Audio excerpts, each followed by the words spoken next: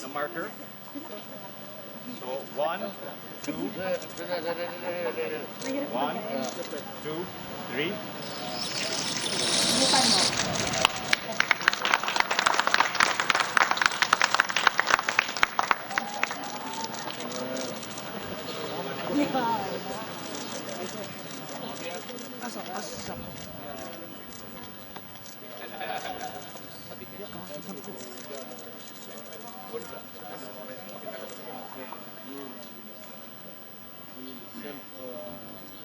Hindi na po tatakot.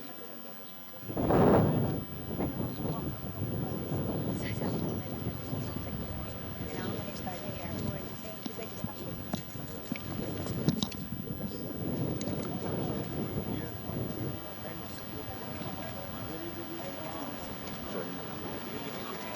stop it.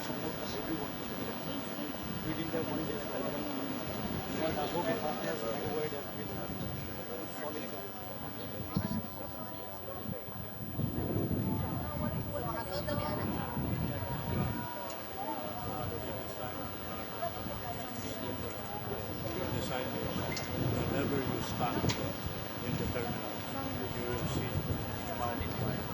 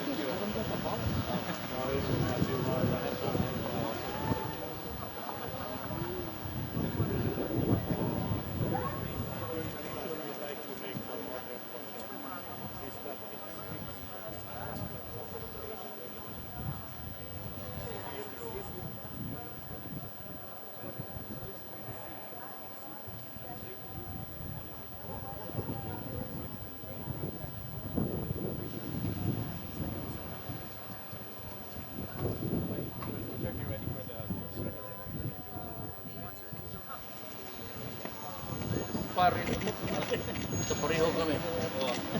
Tatay na ha. Dalawa.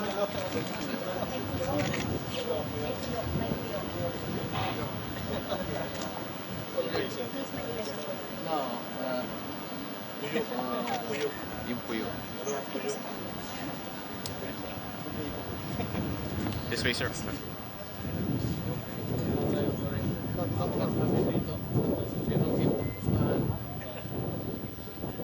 Dito kayo sa dito. Pati po.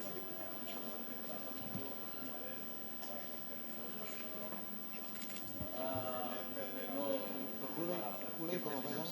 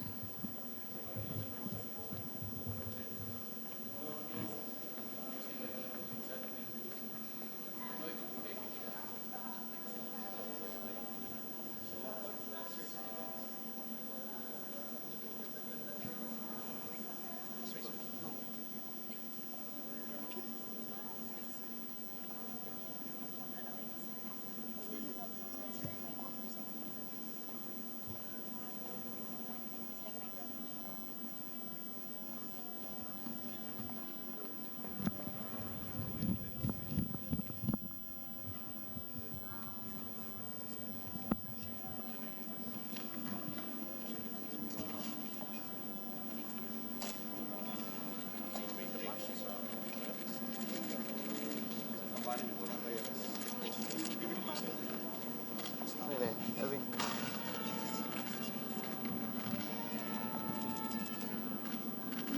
Dito.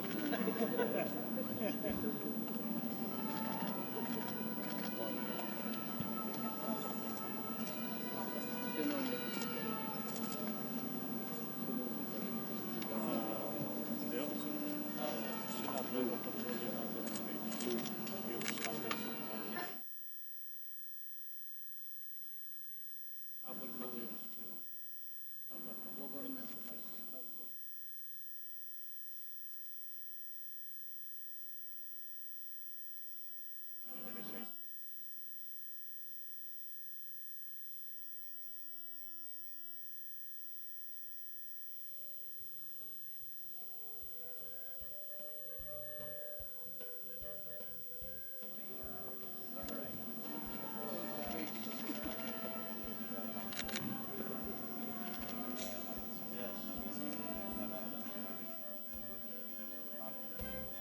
inawal ko na ho yung one.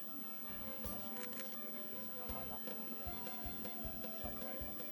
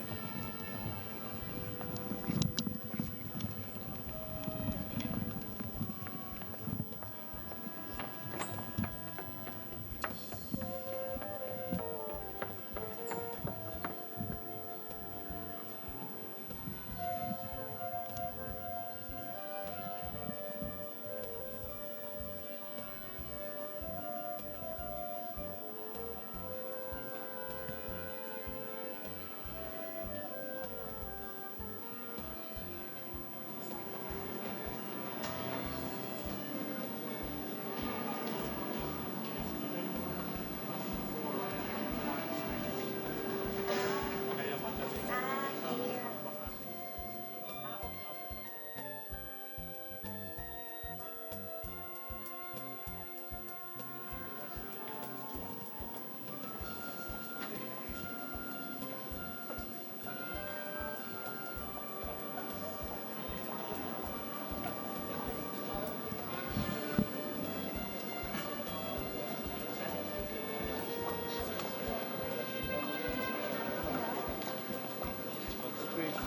Ganda.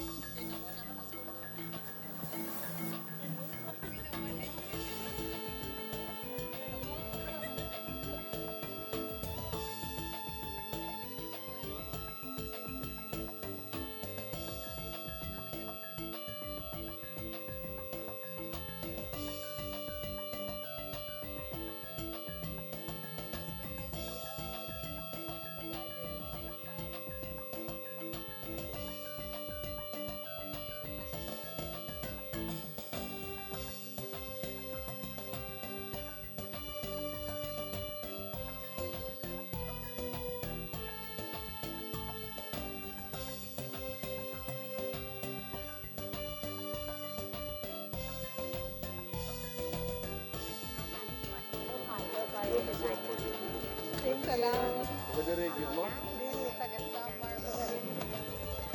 ang Cebu is a convergence of people. At ito, yung mga gandang mga babae sa lugar dito. Dito yan sila. Pero kanila. Kaya bukas pa ako dito. Ala. Puro mga pablimal, mga ano pala.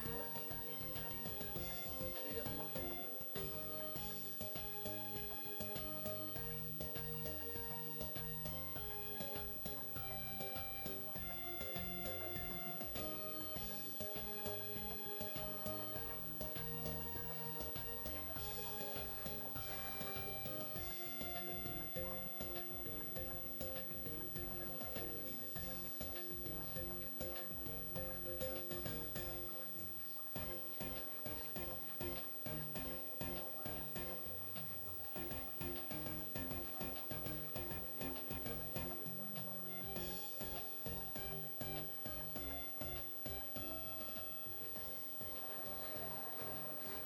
Okay na ako, okay na ako.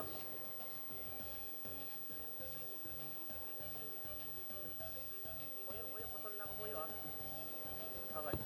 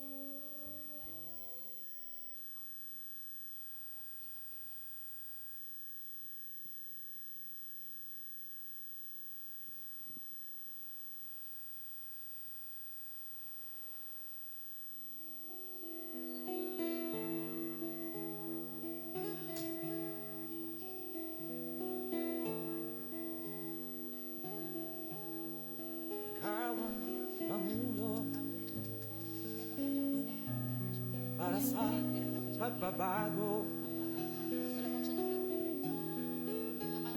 Sawa na ang bayan ko sa magnanakaw na tao.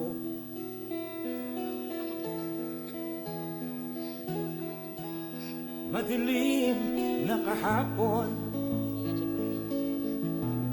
ikaw ang mataahon. Sa piling mo, di ko mawawala ang korupsyon.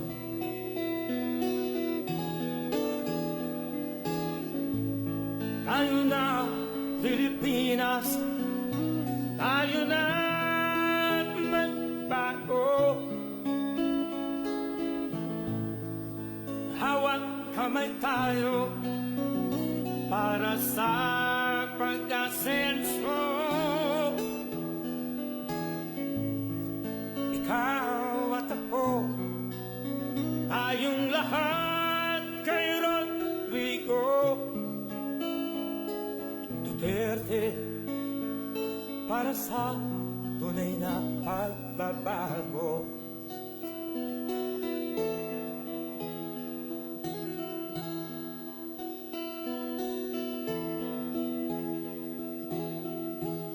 Masdan mo ang paligid, alamak mga krimen, rape, droga at mga nakawan, dapat nang mapigilan.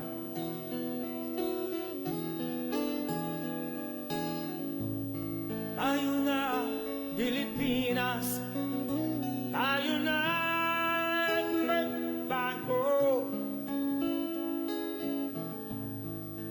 Hawak kamay tayo para sa pag-asenso.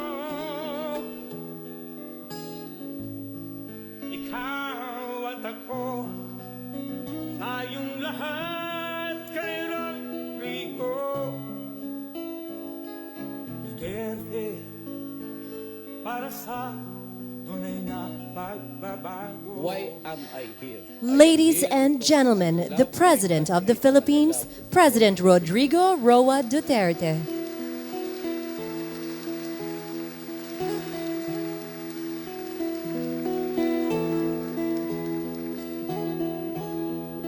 Ikaw ang pamulo para sa pagbabago. Once again, ladies and gentlemen, the President of the Republic of the Philippines, President Rodrigo Roa Duterte.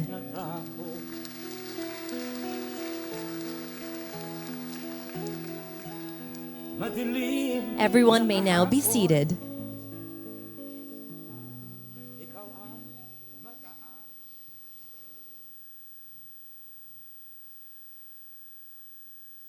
Good afternoon, maayong hapon kanatong tanan, ladies and gentlemen, and welcome to the inauguration of the world's first resort-themed airport terminal, the Terminal 2 of the Mactan, Cebu International Airport. And now to officially start our program, may I call on the board chairman of the GMR Megawide Cebu Airport Corporation, Mr. Srinivas Bomedala.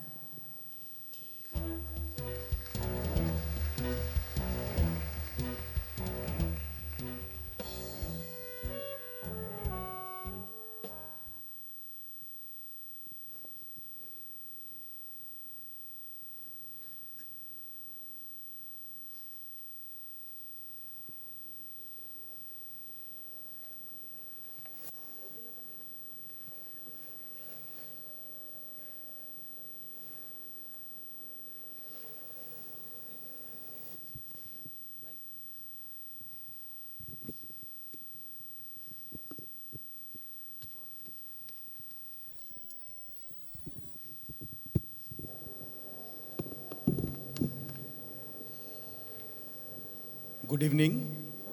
Good evening, President Rodrigo Duterte, partners from the aviation industry, friends from the government, media, and it's my distinct pleasure and honor to welcome each of you to the inauguration of the Terminal 2 of Mactan Cebu International Airport. President Duterte, we are grateful to you for taking time out of your busy schedule to celebrate this significant milestone in the journey of Mactan Cebu Airport. As the second largest airport of Philippines and the gateway to the Visayas region, Mactan Cebu Airport has emerged as one of the key engines of economic growth for the region. I am glad to highlight that since we took over the airport operations in November 2014, we have made focused efforts to boost passenger traffic and both tourist as well as overseas Filipino workers. The number of international destinations connected to MCAA has increased from 7 to 22, and the number of airlines operating from the airport has increased to up to 25. And the international traffic has nearly doubled after we have taken over. All ingredients contributing to the growth of the tourism and economy of the region. Providing enhanced connectivity to the Middle East for overseas Filipino workers had also been a focal point. We already have a direct flight to Dubai, and once the new terminal is commissioned, we'll be able to add more destinations for our overseas Filipino worker friends so that they can travel directly from Cebu. Mr. President, I am pleased to share that the Terminal 2 is technologically most advanced terminal in the country with the state-of airport operating control center, CCTVs with built-in analytics, and many such IT initiatives and the processes have been incorporated in the airport. This Terminal 2 is the representation of rich ethos and culture of Cebu region. The only airport to have wood ceiling, resort-like lighting, flooring with the filling of sand, and many other local cultural elements can be seen across the airport. The airport and especially Terminal 2 has become the showpiece to the world. All of the above has been possible because of the support we have received from the local administration, MCIA, Department of Transportation, and Department of Tourism. President Duterte, till date, GMR Megawide Consortium has invested over $600 million towards the development of Mactan Cebu International Airport. The investment we made in Cebu is a reflection of the faith we have in the growth potential of Philippines. Under your leadership, sir, Philippines has sustained its tag as one of the fastest growing economies of the world and is predicted to continue over 7% for the next 3 to 5 years. Positive policy efforts such as Build Build program has aimed to boost infrastructure spend, and aviation-specific decisions such as liberalization of bilateral flying rights have further reaffirmed our faith in the growth potential of the Philippines. As foreign investor, we have been already demonstrated our commitment to Build program to have won the Clark Airport EPC along with our partner Megawide. Going forward, we wish to continue investing and look forward to participating into new opportunities in the aviation sector under your guidance. Sir, your visit to India in January this year has been historic, and as a result of bonding between both the countries, it's been increasing. The direct flight connection of Philippine Airlines from Manila to Delhi is supposed to begin in a couple of months. I, on behalf of Delhi Airport, welcome the Philippine Airlines to India and will provide all support for its successful operations from Delhi Airport. I am sure under your dynamic leadership, this country will develop significantly, bringing positive change to the people's lives. Sir, I take this opportunity to express our gratitude on behalf of GMR Megawide for having given us the opportunity to develop this airport. With these words, I present Terminal 2 to you and to the people of Republic of Philippines and hope that it becomes a symbol to the government's infrastructure program.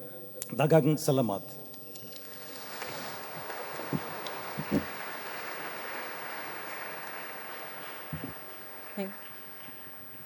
Thank you very much, Mr. Bomedala. Daghang salamat. At this point, may we call on the GMCAC President, Mr. Manuel Louis B. Ferrer.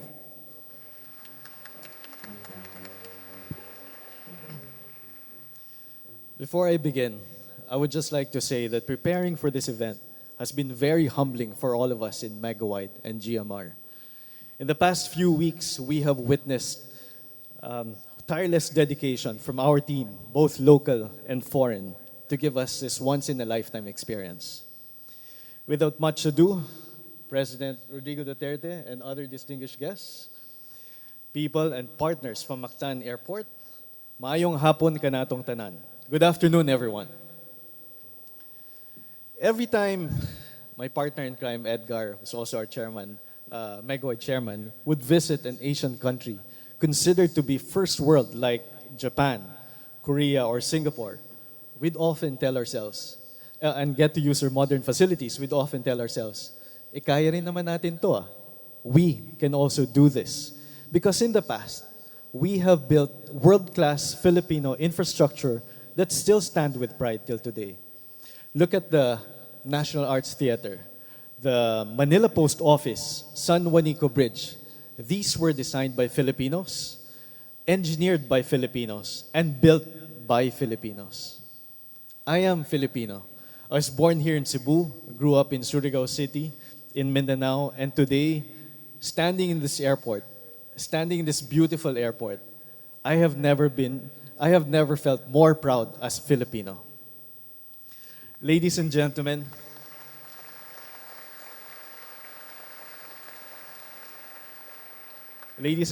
it is my honor to welcome you all to our Mactan Cebu International Airport Terminal 2. Our transformation of this airport is part of a vision, and that is to engineer a first world Philippines within this generation. It may seem too big for us when we say it out loud, but we actually believe we have a chance to make it a reality through the Duterte administration's progressive infrastructure programs. And this airport is proof of that. Your airport is more than your usual Filipino airport. This went through a lot of studies, actually a lot of debates, to ensure that each item of this project, from the roof structure to the basic details in our washroom to the uniforms of the staff, would represent the best Filipino and Cebuano culture. And this is the main reason why we chose wood as our main element in this building. Cebu, as we all know, is regarded as the furniture capital in the Philippines. What you see above is a special material called glued laminated timber, or glulam. This is now widely used in first world countries. And our Mactan Airport is actually the first airport in Asia to use glulam for a full roof structure. But this is just a sneak peek. There will be even more exciting developments in the coming weeks as we move closer to the opening of Terminal 2. In our 3.5 years, we have grown our airline partners from 11 to 26. We now have 25 international and 30 domestic destinations, which is 3 times since we started in November 2014. Last year, we had 10 million passengers, and that's a huge leap from 6.5 when we started. Last year, we also started working on our goal to promote Cebu as a potential hub in Southeast Asia. Because for us Filipinos, wouldn't you want to travel to any major city in the world without needing a stopover in other Asian or Middle Eastern airports? So this is a call, not just to the tourism stakeholders, but to all of us. Help us in marketing our Cebu as a potential hub in Southeast Asia. And so to prepare us to handle millions of visitors, our company submitted a proposal for the rehabilitation of the Mactan Airport's existing airside and the construction of a second independent parallel runway. This is a solid step towards our future. Before I end, please join me in thanking the people and groups who have been directly responsible in the transformation of MCIA.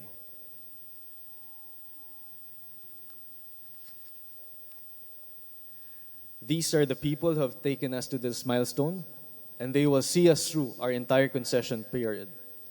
Your Mactan Airport is proof that we are capable of delivering first-world infrastructure to our country and that we each have a role in making it happen. Mga kababayan, let us all engineer a first-world Philippines. Daghang salamat ug maayong hapon kanatong tanan.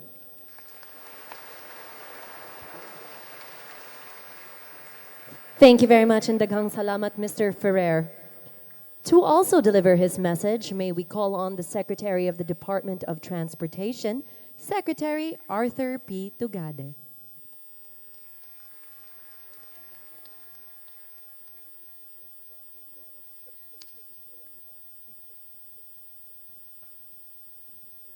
Ladies and gentlemen, it is my signal honor and privilege to present to you our guest of honor, isang tunay na Pilipino, ang pagmamahal sa bayang Pilipinas at kapwa Pilipino ay tunay at totoo. Mayor Rodrigo Roa Duterte.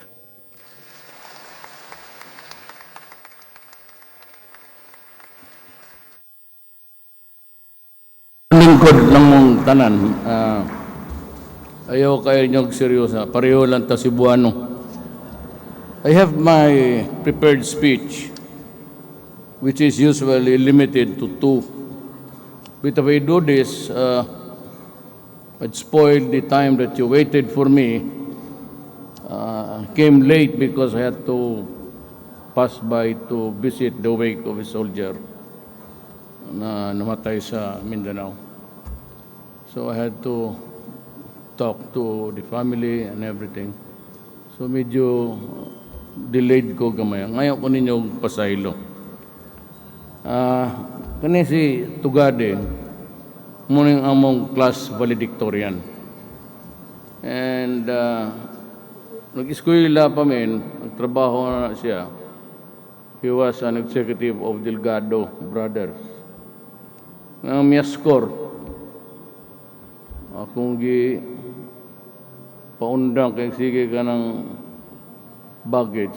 Giwarningan man ako tanana if I see one more incident of tampering with the baggage of the passenger. Hinan ako sila, labi na ng mga gamay. Ayaw niya naghilabte. Kay gika na sa mga airport nga istrikto kaayo. United States, the Arab countries,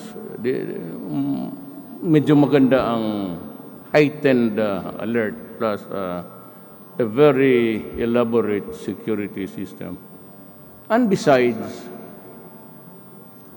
kanang bagahe mo agi na og x-ray sa ubos. So, naka-scan na yan. If there's anything there, kaagad, diretso-diretso, i-confront na. Ba't na ka nang abri-abrihan, pasangil kayo So, I'd like to impose that rule here also. Unless there is really enough proof or proof that there is something wrong, you can always ask the passenger to open, but you have to apologize after. Sorry for the inconvenience. But I would not relish the sight of kanang mga gagmay, labi kanang mga returning OFW. Sa mali mapalit good ana. Huwag mong gawin. That's my order to the customs people. Stop it. Huwag ninyong obrihan tapos kunan ninyong mga bagay-bagay nila. Ngunit ulo na ako. And it can cost you. You can lose your funds or your job. Daghan ko gustong isulti, dili mo na akong basa, basahon ako niya, kinaaman siguro itong kayo mo, Masig masuko.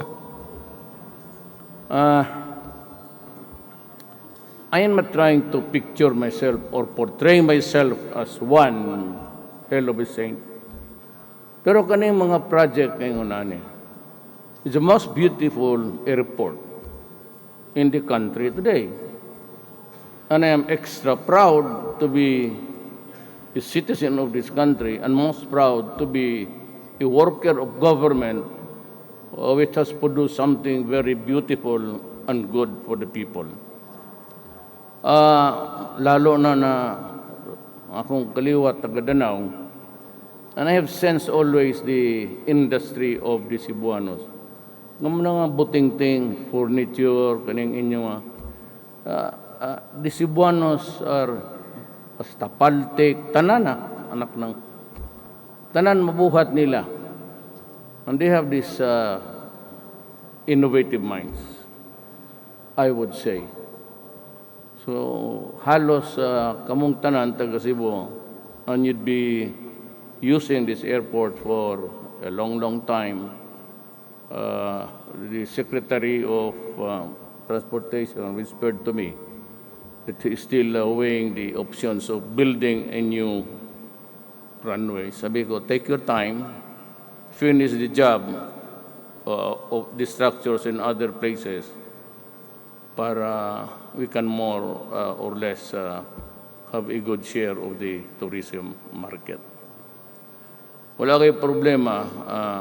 Just, alam mo, pag you do not mess up with government. Unya, ang kwarta mo abot gyud nga to sa proyekto, every cent of it, mo gawas gyud ng wabo. Pero ganag daghang mo kaw-kaw, unya daghang from one contractor to another, subcontract, gano, yan ang kalitsi-litsi. Kaya sinasabi ko, what I'm trying to say is really, I may be the only one who does it.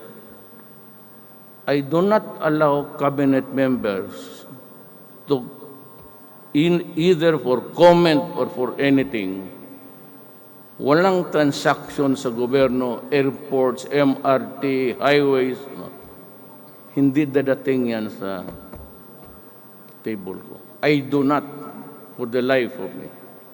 So when appointed Art, alam ko ang capacity niya. Tsaka bilyonaryo to. Maaga pa. I know that he has the money when I got him, but he's a good planner. Matagal ito, he was a valedictorian of our class. So alam ko yung his capacity to do things. Yung CES, nauna lang kami, pero we come from the same law school.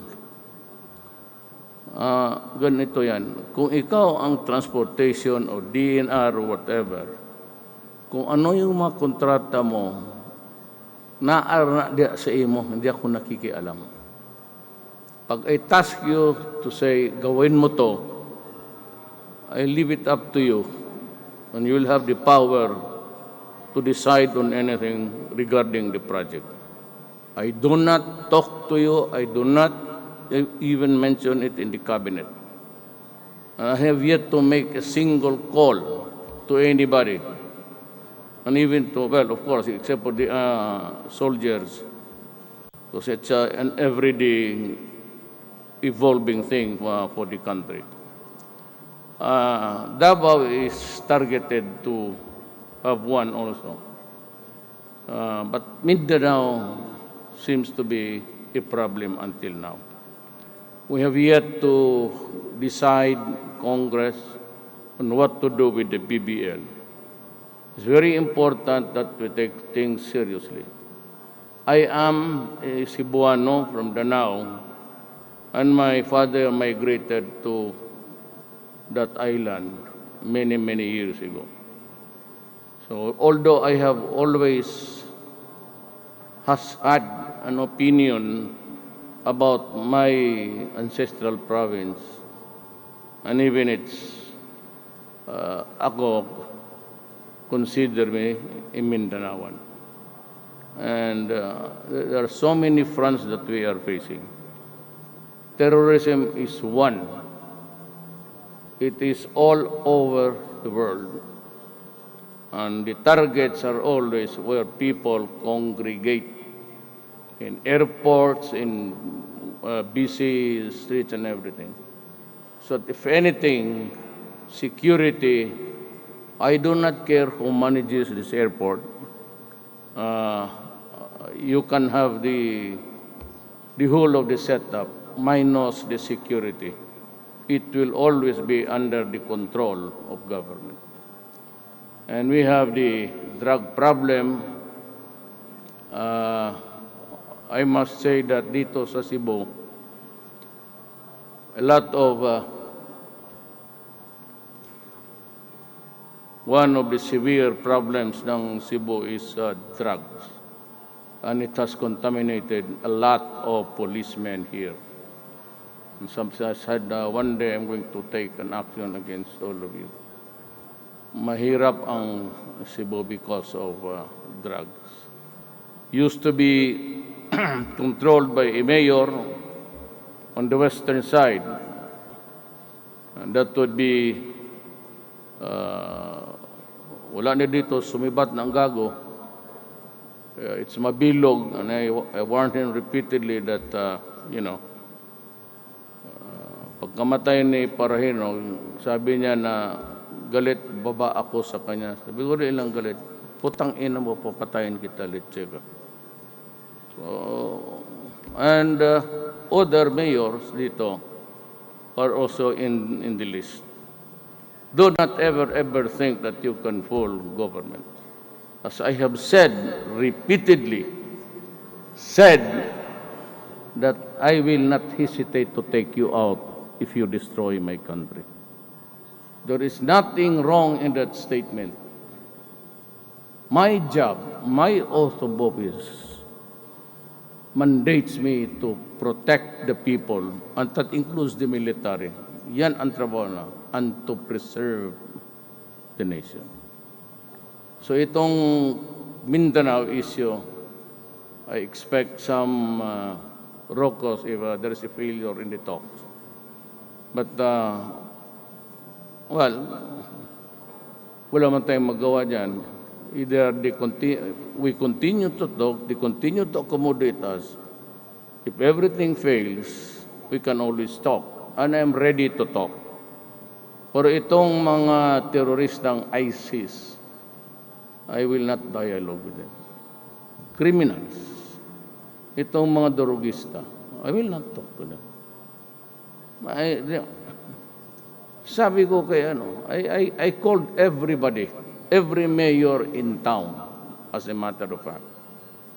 In my office, doon sa opisina ko sa Pasig, sinabi ko sa kanila, frankly, the same statement that I uttered now.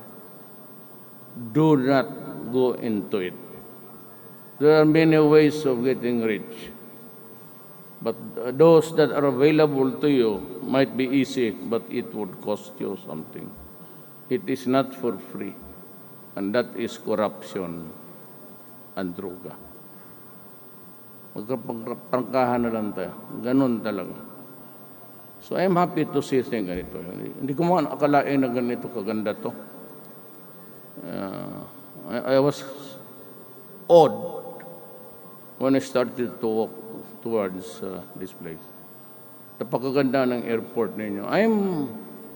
Inggit rin ako kasi matagal akong mayor sa Davao, 23 years.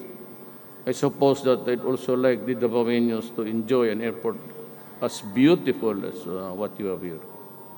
Art, he has my respect, and I congratulate him and of course his partners for making this possible. Wala akong pili. Even in the budget, wala akong favor this, wala. Because I won on my own. Even here, dito sa lugar ko, I never had one single barangay captain. Kung nanalo ako dito, salamat sa inyo. Hindi naman talaga kayo nagkamali. Actually, what I promised, I deliver. I only had about 4 or 5, and that is why every time there's a debate, the presidential debate here, I finish always early on. Some extra time to spare, but sabi ko, I'm through. Why? Well, because you're only given a minute and a half. So what can you say? So nag-bullet ako. I said, I'll stop corruption. And I'm doing it. And I've hired so many of my friends who were with me even during my mayorship days. Talagang ilang na, mga brad ko, mga taga San Beda. The latest was the government corporate council. Sinabi ko, when you are granted dyan, the case was you are granted a franchise, a PECO. Makipunta ka naman doon. There was really no splendid infrastructures. You just say warehouses and bodegas there. But there is a franchise for gambling. And they are allowed to gamble because it's the law. It's political, but andyan na rin yan, wala na tayong magawa. When you start to farm out, but you have this franchise or a license to conduct gambling activities, when you start to farm it out way beyond your jurisdiction, tapos sabihin mo it's legal. Of course, it's not legal. There's only one legal entity that is allowed to oversee everything, and that's PAGCOR. Such a stupid opinion. Nabasa ko, pareha lang tayo ng abogado. Dalawa na ang PAGCOR nito. So gambling, I suppose, I never liked it. But we'll limit it to few people na talagang may pera na. Me, I don't like it. I don't like gambling. And the less, whatever franchise, mas maganda sa akin. Pareho kami ng, murag pareho may stand sa pare, pero kutubra po diha. Sa ubang butang, di nami magkasinabot. You know, you should learn to separate your God from my God. My God is different. The one that was imbued upon me by my father and mother. It could not even really be an entity, just the values that I learned while growing up. Itong si Art kanina, nung tinawag yung pangalan niya, kasi daldal ng daldal, hindi niya alam. Tumindig siya, sabi niya, anong gawin ko? Kaya sabi ko, di mo ba alam trabaho mo? I-introduce mo ako doon sa magandang, alam mo, sa totoo lang. Sa Davao, politics is always showbiz. I was elected in 1988. I never lost an election, actually. I only had one opponent far and in between the years I was mayor. Until yung presidente, may kalaban na ako. But all others, wala. I just regal people, but, pumunta yung parents ko doon kasi mahirap lang kami dito. I would not say that there was no future in Mindanao at the time, but I decided to seek the greener pasture. So yung natutunan ko, my father was governor for 12 years. Diyan ko natutunan niya ang politika. And I really embrace and kiss people. Huwag lang yung pedophile ka, but yung magaganda, hinalikan ko ta. May also yung bole. Tapos mag-distribute ako, sabi, who wants to be kissed? You can have this, but you have to kiss me on the lips. And I kissed them. In the many campaigns, na uso yung ball, maybe you have kissed 1,000 ladies on the lips. Yun ang style ko sa politika. But it leaves a bad taste in the mouth. But there's always that P syndrome. PHA. You complete the word. Ayaw kong mention. What about the kiss? Ihalik. Sabi ko, kung may volunteer ngayon,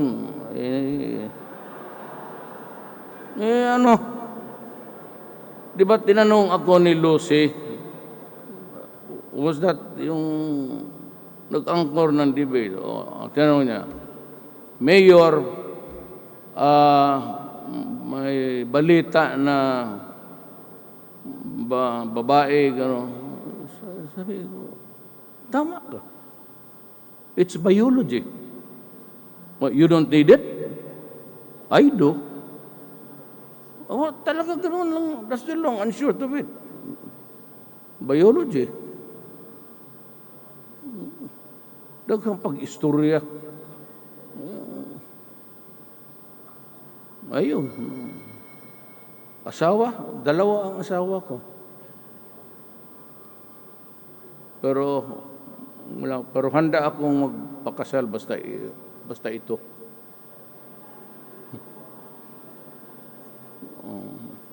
Dalaga ba sa art? Sabi ko, ipakilala mo. Sabi ko, your job. Di ba niya na, bakit ako tinawag? Anong gawin ko? Sa punong Ilocano ha. So, gagagayan yan eh. Kuyan Bali. Sabi ko, tinatawag ka for you to introduce me to that lady.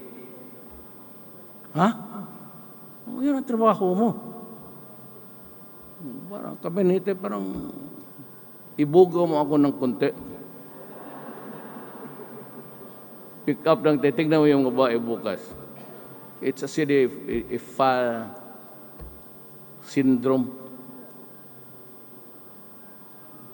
Meron ka, nakikita lahat. It relates to the... Well, I don't know. Basta ako, trabaho lang. And like to thank you again for the overwhelming victory. Hindi talaga kayo nagkamali. And this will kind of not the rigmarole that you used to. Wala ito. Magtanong ka baski sinong negosyante. Walang pumupunta sa akin. Wala akong pinatawag. It's all theirs. If it succeeds, I would celebrate with you. If it fails, then I have to walk you.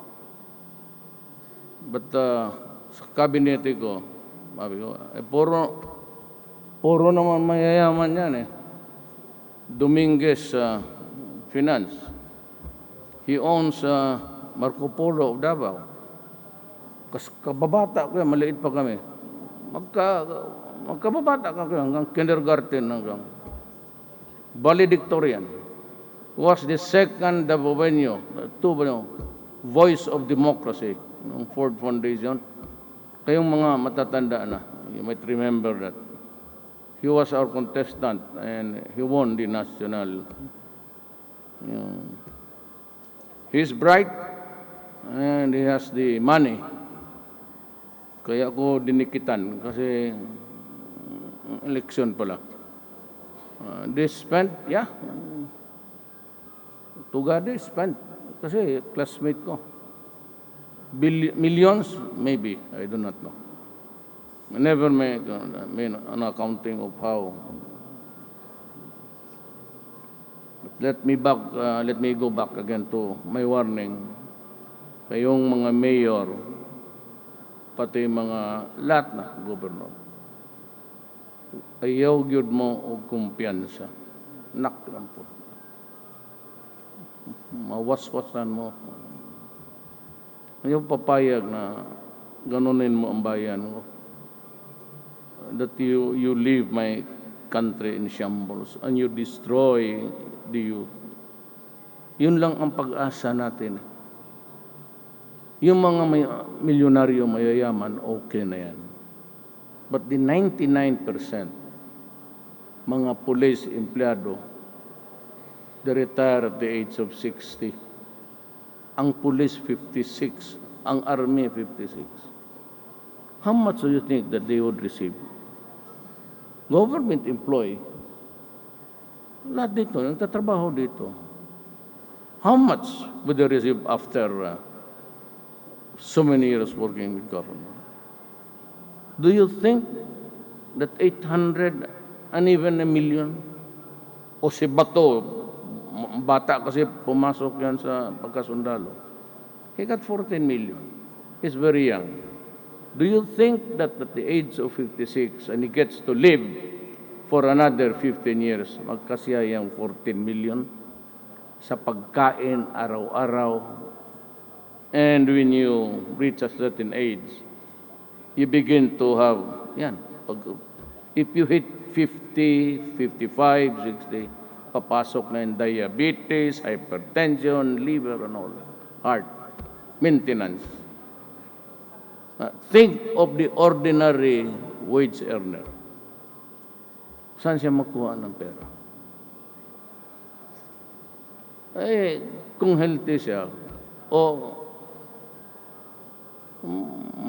sa Binisaya, mulaygay. He suffers, there is no medicine because how much? Tapos, ang mga anak niya, puro drogista. Kagaya ng mga kababayan, atong mga igsuon, they go out of the country. Once a family loses a father because he's going abroad to work, that family becomes dysfunctional. The mother and father works abroad. Tapos iwan mga anak doon sa lola, mga kapatid. The lives totally dysfunctional. There's no more family to. Tapos pagpadala ng padag kwarta, alam nitong mga unggoy na to na may pera, sasadsari nila yan araw-araw, they would rub it like, and the problem soars out like a sore thumb. It sticks out every day. They work there, they endure abuse. They endure hunger. They endure. Pagdating nila dito, pagkita nila sa anak nila, walang nangyari dahil sa droga. Do you think I will enjoy that kind of... Kung ikay presidente, malipay ka. Yung sa may bato niyo, sige ka lang warning, ay anak ka nang. Tapos yung warning. Huminto kayo, the best way is to just drop it and you're out of trouble. Kayong mga politiko, well, I'm going to a barangay, mag-off-taking sila. Same. Do not do it at the expense of your fellow human being. Now, I'd like to read well, of course, let me, dito, Mr. President, be careful. We are live on TV. Kung nag-ibog ang babae, matabang. Hindi ako maka-turn sa head ko. Dito na lang. Kadiyot, ha? We have with us the Executive Secretary, Salvador Medaldia, and the other members of the Cabinet. We have Sani, we have si Bernadette. Sige, ito apelido ni mo? Puyat ako. Dili ang tinuod na magprangka ako, ha? The popular notion is girlfriend ko siya. She's not. Honestly, she's not. She's not my... Ano lang talaga gusto mo? Because she has been working with DA for so many... Undersecretary of Agriculture yan. Noon pa. And use mga projects, gano'n. Malapit ako kay Executive Secretary because as a local government employee, I go there to ask for projects and the approval and things like that. Ito naman si Bernadette, talagang parang badi-badi ko. Pero ang mga TV, yung binabantayan ng body language, she's not. Ano ba tayo? On o hindi? Sabi ka ng totoo? She's a very good friend. At the moment when there was really nobody to pick, siya ang pinili ko because I know her. She's a magna cum laude graduate of the School of Economics sa UP. And most of itong mga concept, including the military, I was complaining to the armed forces bakit yung mga pulis ko pati sundalo ko namamatay. Sabi, binabaril parang aso, you allow them to go out, mamalingke na walang arma. Sabi ko, ano ba to? So I really complained to Lorenzana and si Anyo. Can you do something about this? Parang aso na lang araw-araw napapatay yung sundalo ko. Then, Pinyol, te si Pedyon nga Ilonggo, abawlin te, may answer ready. Sabi niya, I will talk to ito. So nagplano ito, sabi niya, madali yan. Ang tienda, wag ayaw adto-ngadto, ang sundalo maghuwat lang sa kampo kay ihatag. So everywhere, pag may kampo, hindi na sila lalabas. Yung magpabili, mo adto sa kampo. Iyan na. Marunong bright. Tama ba yung sinabi ko, hindi tayo? Ayun ngisi diya. Ano? Hindi mo alam? Ito apay usa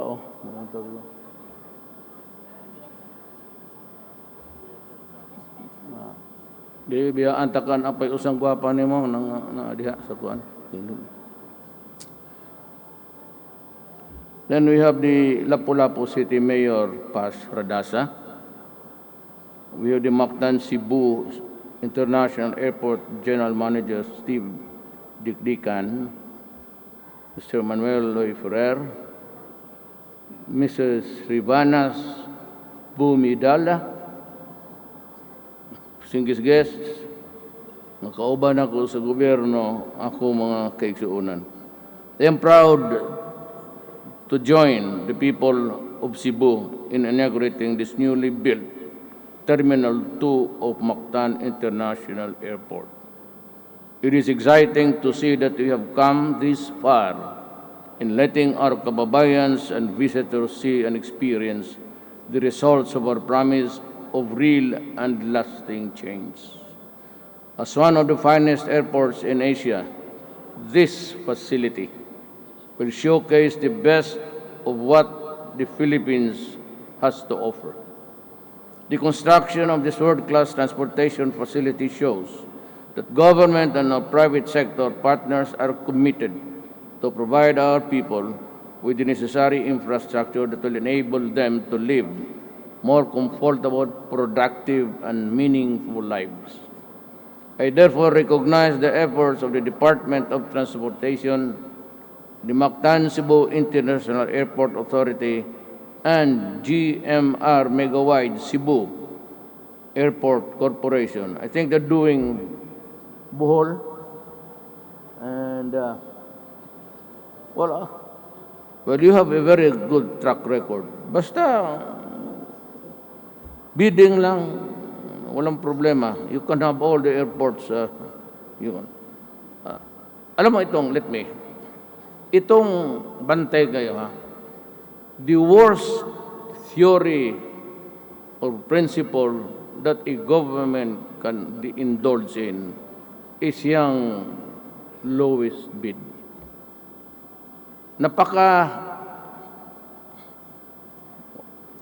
Napaka-toxic yung yawa na yun. Alam mo yung lowest bid, meron yung mga tao na magsigilag libot-libot sa Pilipinas, magduwagot, sinuminom, ngitag balita og na bidding. Unya, dagana silang mo participate, pero one would bid maybe lesser or higher, but they would go, pag nalaman nila, they would go down.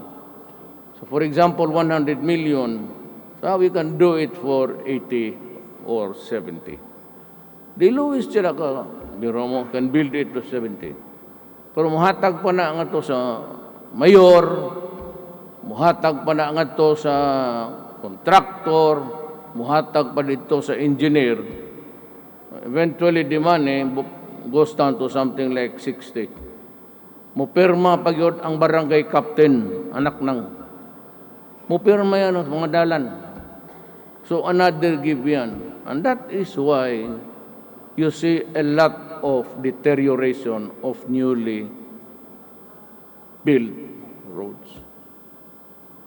No, I'd be issuing, I said, I will give the city engineer or the mayor power of supervision to keep the streets and highways safe.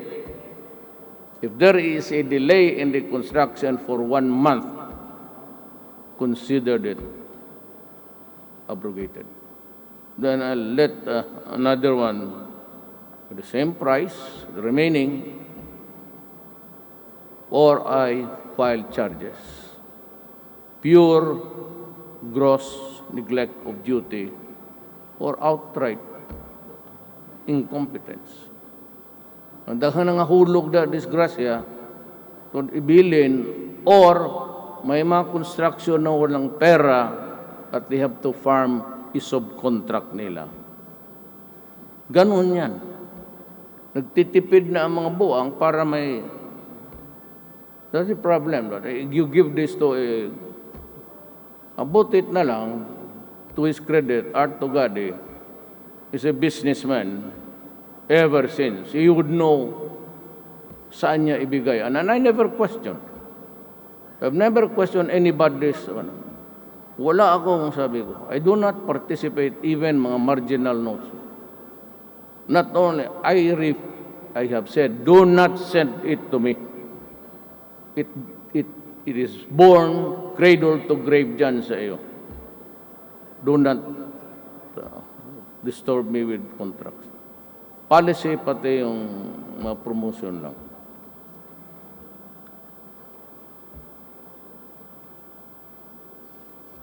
I am happy to know that this new terminal houses priceless designs and artworks and made by some of our best homegrown artists. The masterpieces will not just add to this constructor's aesthetic value, but also showcase to the world our distinct sense of warmth and hospitality as well as our unique and rich cultural heritage. It will also have the state-of-the-art facilities that ensure passenger safety and comfort. Staying true to MCIA's vision, this airport will definitely be the region's primary gateway that will make the province of Cebu a premier tourist destination in Asia Pacific. By serving millions of passengers annually, this new facility will address the growing passenger demand in Metro Manila. It will also promote tourism, stimulate commerce, and spur economic activities in the Visayas. Without doubt, this project will become a catalyst for inclusive countryside development in the region. Rest assured that the government will pursue and complete more airports and other infrastructure projects across the country as part of our Build program. This embodies our commitment to enhance mobility and connectivity so we can provide safe, convenient, and dependable transportation for people and goods throughout the archipelago. As we look forward to a promising future for Cebu and the rest of the Visayas, I call upon the men and women of MCIA and the rest of the Cebuano community to join us in developing the potential of our localities. This long-awaited airport is your symbol of pride and a beacon of progress.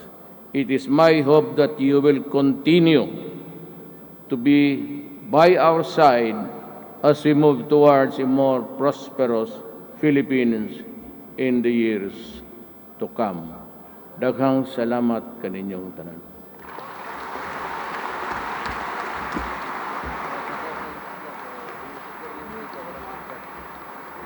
Thank you very much, and daghang salamat, Mr. President.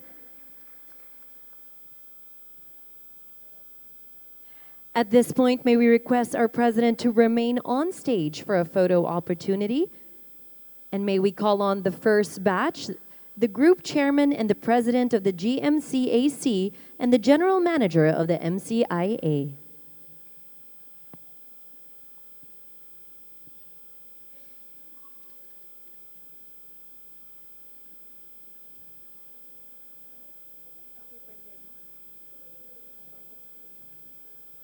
May we ask our remaining guests to please take your seat.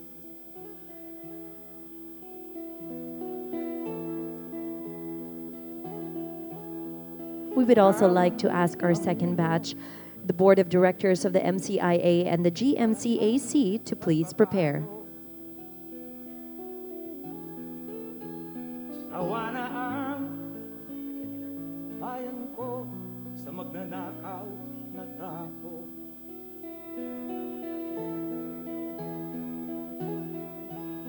Madilim na kahapon, ikaw ang mag-aahon.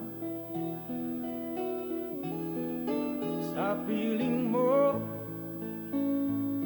di ko mawawala ang korupsyon.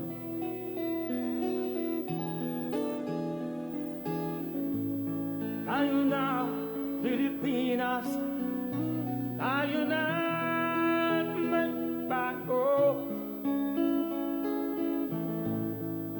Hawak kamay tayo para sa pag-asenso. Ikaw at ako, tayong lahat kay Rodrigo Duterte, para sa tunay na pagbabago.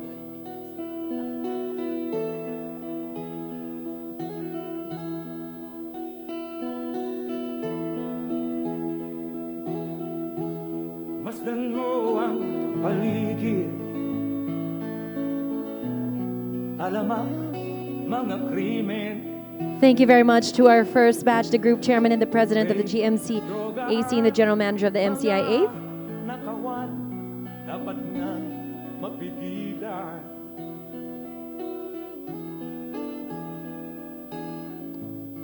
Tayo na, Pilipinas, tayo na magbago. Thank you very much to our first batch.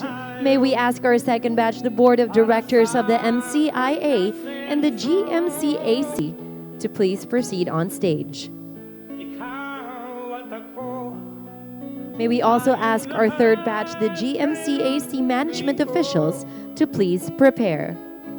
Duterte, para sa tunay na pagbabago. Why am I here? I am here because I love my country and I love the people of the Philippines. Ikaw at ako, tayong lahat kay Rodrigo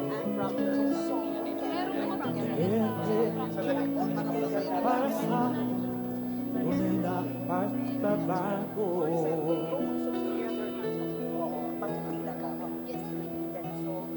I don't know what the president will go on. After your president, you want to go with your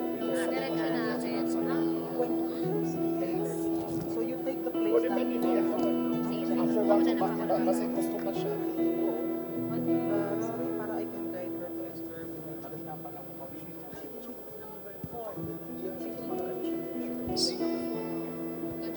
Thank you very much to our second batch. Now may we call on the GMCAC management officials to please join our president on stage.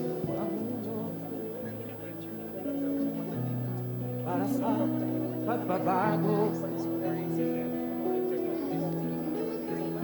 awa na ang bayan ko sa magnanakaw na tao.